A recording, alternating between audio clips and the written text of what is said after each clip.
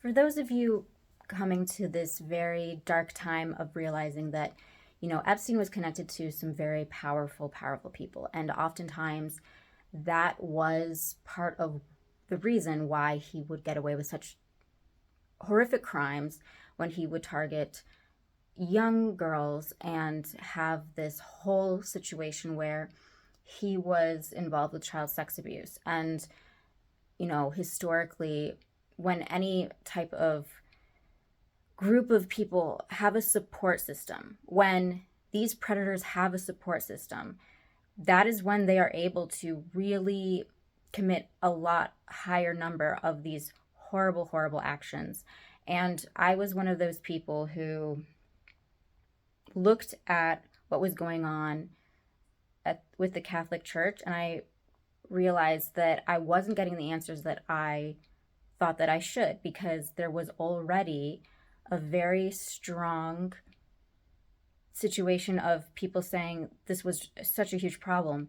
And so I realized that I was not getting a really strong overview, a concise look at how Pope Francis specifically was handling priests who covered up child sex abuse, that I wasn't getting that from the news and from journalists in the sense of a very straightforward, honest, transparent, no bias, just let's look at this. And protecting children should be our top priority. I am not interested in protecting a man's ego. I am not interested in protecting the powerful.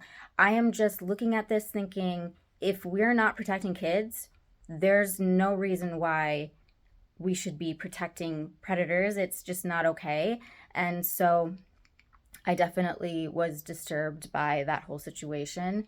And we see now that predators understand that when they join religious institutions, they have a support system. The other people around them tend to cover up their crimes. This is a sad, sad fact.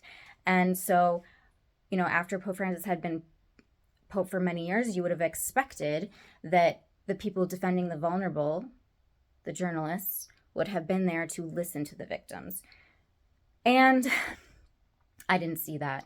And so we know that now, after many, many years, and we can now look back and we can look at how Pope Francis handled the sex abuse crisis during his time.